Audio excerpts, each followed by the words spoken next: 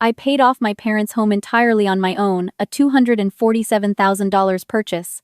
I had been quietly arranging for 2 years, and when I finally drove up to surprise them on their 30th wedding anniversary, my mother was standing at the front window with her arms crossed, and my father had left me a voicemail that said, "Only Claire, please come when you can. Your brother is here and something doesn't feel right." My name is Claire. I'm Trento.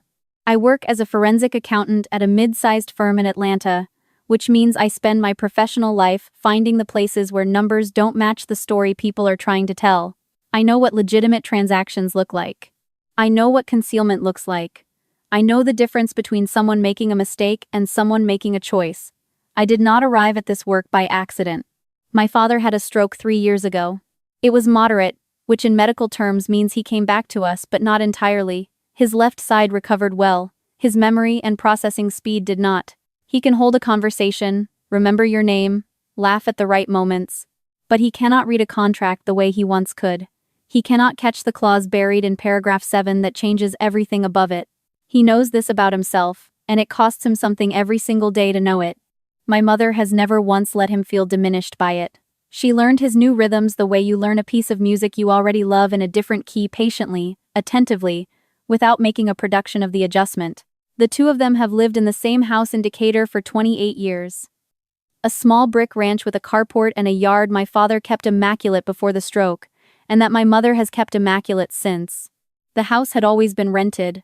They had been paying rent to the same landlord for 2 decades, a man my parents had a decent relationship with, the kind built on prompt checks and no complaints. When he died 2 years ago, his estate passed to his son, and the son had different ideas.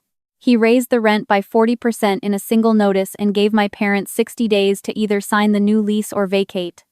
My father sat at the kitchen table and read the letter 3 times. My mother called me. I did not tell either of them what I was planning. I contacted the estate directly, made an inquiry, and discovered the son had no particular attachment to the property and was primarily interested in a clean transaction. I engaged a real estate attorney, one I had used professionally and trusted entirely, negotiated a purchase price, arranged financing through my own accounts, and closed on the house 7 weeks later. I did not put my name on the deed.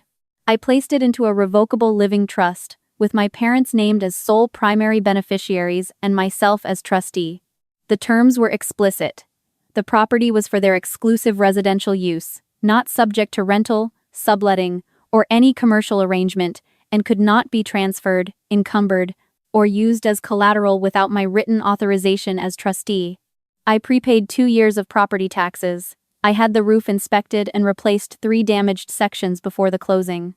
I arranged for a contractor I knew through work to widen the doorways in the master bedroom and bathroom to accommodate a walker, if it ever came to that, with hardware chosen to look intentional rather than institutional. My father has always been a particular man about the appearance of his home. I wanted the modifications to look like design choices, not accommodations. The plan for the reveal was simple. I told my parents I was taking them to dinner in Buckhead for their anniversary, a restaurant they had always wanted to try but considered too expensive for a regular occasion. I picked them up at 6. I drove them to Buckhead. We had a long, unhurried meal, the kind where the conversation moves from old stories to new ones without any effort. My father ordered the lamb and ate every bite. My mother wore the earrings she saves for evenings out. When I drove home on a different route, my mother noticed. "Claire, this isn't the way back?" "I know," I told her. "There's one more stop." When I pulled into their street and parked in front of the brick ranch with a sold sign in the yard and a small envelope tucked into the mailbox with both their names on it, my father looked out the window and said nothing for a long moment. Then he said, "Whose house is it?" "Yours," I said. "I bought it. It belongs to you." My mother opened the car door before I finished the sentence. She walked to the mailbox and took the envelope out and held it against her chest without opening it.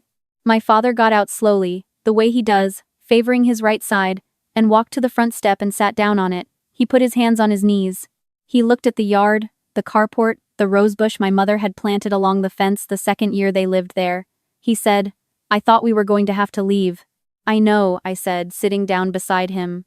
"You're not going anywhere." We spent the rest of that evening walking through the house while I showed them every modification, every small thing I had arranged. My mother ran her hand along the new grab bar in the shower and said it looked like something from a magazine. My father stood in the doorway of his own bedroom for a moment before he went inside, the way you pause before entering a room you've been away from for a long time. I slept on their couch that night and woke to my mother already making coffee, moving around her kitchen with an ease I hadn't seen in her in 2 years.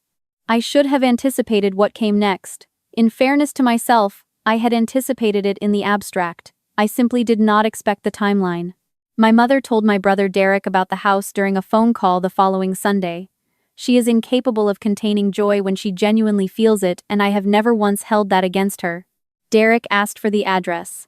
He said he wanted to come see it, him and his wife Natalie, just for a visit. My mother called me that afternoon, her voice carrying the specific quality it takes on when she is trying to hold two things apart at once. Derek wants to bring Natalie out next weekend, she said. I just wanted to check with you first. That check with you first told me more than she intended it to. I had a filing deadline and a client deposition I could not reschedule, so I was not there when Derek and Natalie visited. I told myself this was fine. I told myself that whatever curiosity they had was natural. I told myself the legal structure was solid, and I was being unnecessarily guarded. I was right about the structure and wrong about everything else. My father's voicemail arrived on a Wednesday morning while I was preparing for a client call. I stepped out of the conference room and listened to it standing in the hallway beside a window that looked out over an office park I have never once actually looked at. My father's voice was careful in the particular way it gets when he is trying not to worry me. Claire, he said, when you have a chance, I'd like to talk to you about something Derek brought up. Natalie left some paperwork here and I'm not sure I fully understand what I'm looking at. I don't want to sign anything until I talk to you first. He paused. I just want to make sure I'm understanding it right. I was in my car inside of 20 minutes. I knew before I reached the Decatur city limits that Derek's truck would be there. It was parked at an angle that left barely enough room for me to pull in behind it. Natalie's car was on the street. Through the living room window I could see movement, shapes, the particular body language of people who are occupying a space with intention rather than visiting it. I sat in my car for 60 seconds and did what I always do before I walk into a room where I know the numbers won't match the story. I reviewed what I had and I decided exactly what I was going to say. My mother was standing in the kitchen when I came in, doing the dishes with her back to the room, which is what my mother does when she is unhappy and has decided not to say so yet. My father was at the dining table with an open folder in front of him and a pen beside it that I was certain he had not placed there himself. Derek was in the living room with his laptop open on the coffee table, turned so the screen faced outward, showing what appeared to be a real estate investment website. Natalie was on the couch beside him with her reading glasses on, annotating something on a printed page. Derek looked up when I came in and smiled the smile I have been watching him use my entire life, the one that is warm enough to feel genuine until you have seen it deployed often enough to recognize its function. Claire, he said, we were just talking about you. I set my bag down. What is in that folder? He leaned forward and turned it so I could see the first page. It was a property management agreement, a detailed one, the kind that comes pre-formatted from a company that does this professionally. The property address at the top was my parents' address. The ownership line listed my father's name. There was a signature line at the bottom with his name typed beneath it and a date written in pen, 3 days from today. I looked at my father. He looked at the pen the way a person looks at something they are not sure they should pick up. Derek clasped his hands together in the way he does when he's presenting something he has already decided is reasonable. Look, he said. I've been doing some research. This neighborhood has gone up significantly. Comparable short-term rentals in a 3-mile radius are clearing $4,000 to $5,000 a month. Mom and Dad don't need the whole house, they could stay with us part of the year. The management company handles everything, and the income would more than cover their expenses. He turned the laptop screen toward me. I ran the numbers. It's genuinely a good opportunity. I looked at the screen. Then I looked at Natalie, who had stopped annotating but was holding her pen with the studied casualness of someone who is listening very carefully. Then I looked at my brother. You put their address on a management agreement, I said, that you brought here for Dad to sign, for a property that you have zero legal authority over, and you're describing this as an opportunity. It's a conversation, Natalie said from the couch. It stopped being a conversation when someone printed a signature line, I said. My mother had turned around from the sink. She was drying her hands on the dish towel she always keeps folded over the oven handle, slowly, the way you do when you are buying yourself a moment. My father closed the folder. I went to my bag. I had not brought the full file with me because I had not known, on Wednesday morning, that I would need it.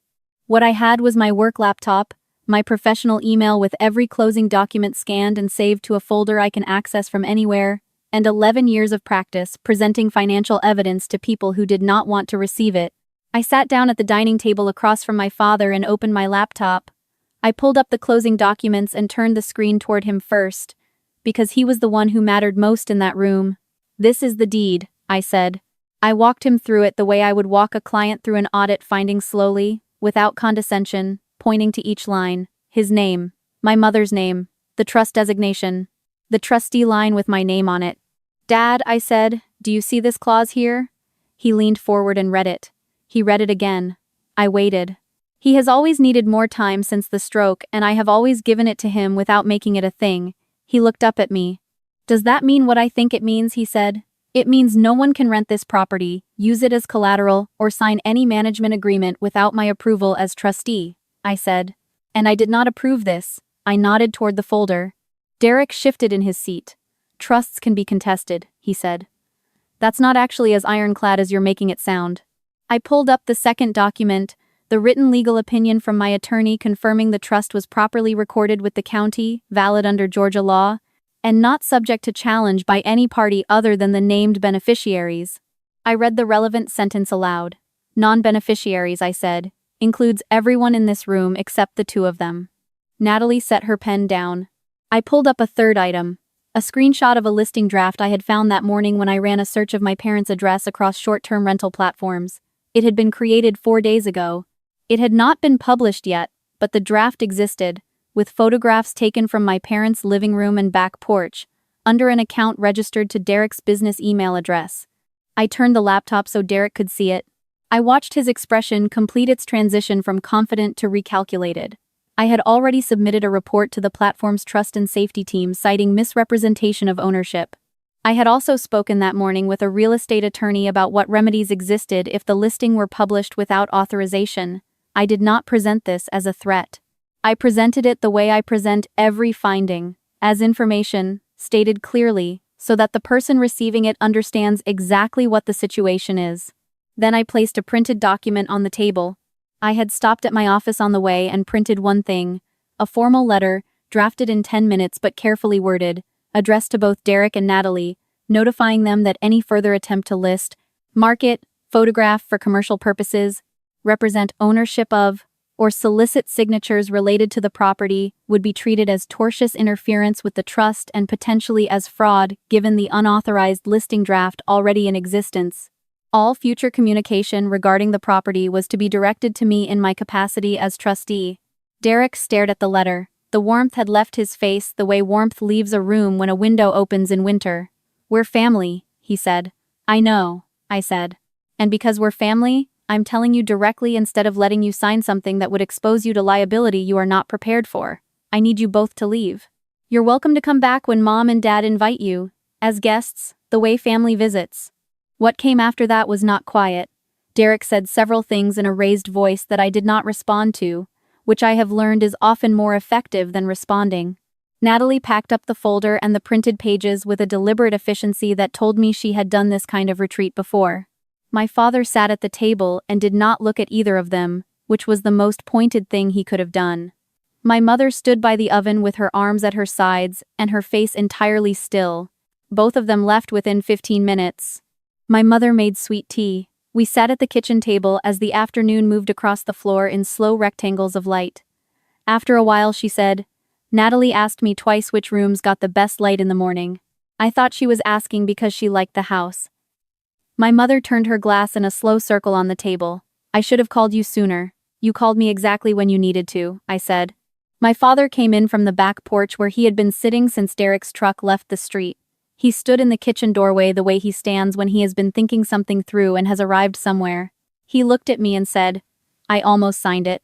He wasn't ashamed when he said it. He was precise. He was telling me a fact he thought I should have. "I know," I said.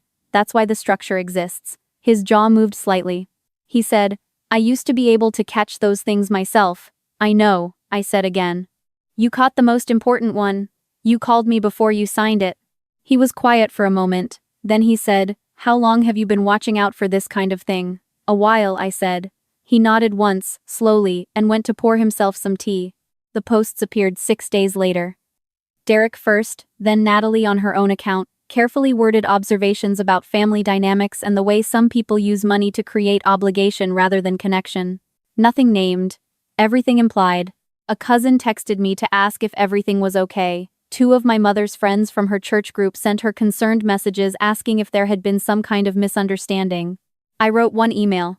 It was addressed to Derek and Natalie together, with my firm's senior compliance partner copied in a capacity I described clearly as professional witness. I noted that any public statements referencing me, my parents, or the property that were materially false would be addressed as defamation.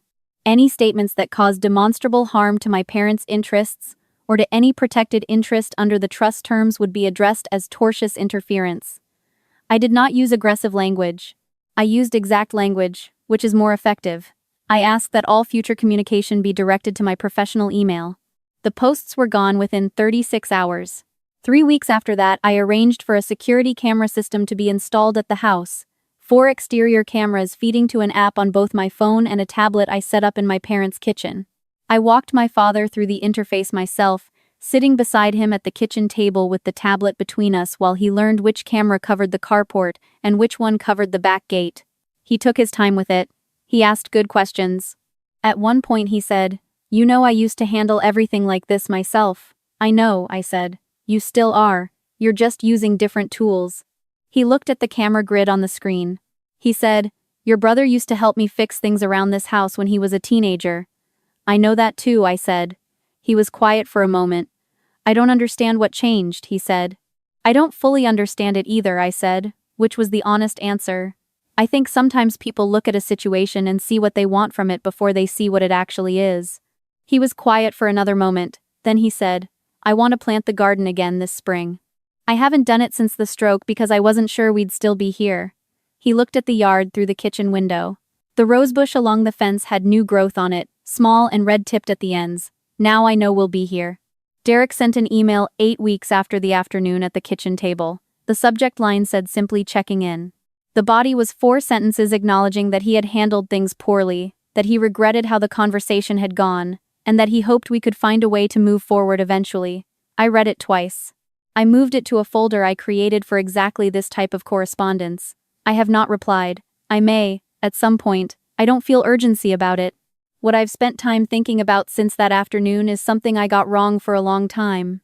I believed that taking care of people quietly, without making it about yourself, meant you also had to absorb whatever came next quietly.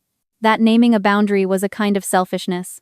That if you had done something good, you were supposed to remain passive about protecting it, as if protection and generosity were incompatible. What I understand now is that they are not only compatible, one requires the other. The structure I built around that house is not a wall that keeps my family out. It is the thing that makes the house actually safe to live in. My parents are not guests in their own home who have to negotiate with whoever shows up. They are the named beneficiaries of a legal instrument that exists specifically to make sure their right to that house is not subject to anyone else's calculations. I built that because I love them. I protect it for the same reason. My mother called me last week on a Tuesday night, not about anything urgent, just to talk. She told me my father had started laying out the beds for the spring garden. He'd drawn a plan on graph paper, the way he used to before the stroke, mapping out which beds would get the most afternoon sun. She said he'd been out there for 2 hours that afternoon just measuring and thinking. I asked her how he seemed. She paused the way she pauses when she is trying to find the right word for something she feels clearly but hasn't said out loud yet. "Like himself," she said. "He seems like himself again." That is the only thing I was ever trying to give them. Not the house, not the legal structure, not the documents on the table or the camera app on the tablet, just the ground to stand on. The certainty that this is theirs, that it is not contingent on anyone else's patience or permission, that no one with a folder and a printed signature line gets to walk into their kitchen and change the terms of their life. If you have ever tried to protect something you built with everything you had, and then found yourself standing between it and someone who had decided your effort was their opportunity, you already know what that afternoon felt like. And you already know that what I did at that kitchen table was not aggression, and it was not cruelty. It was just clarity, delivered to the right people at the right time, before the pen touched the line. Sometimes that is exactly what love looks like.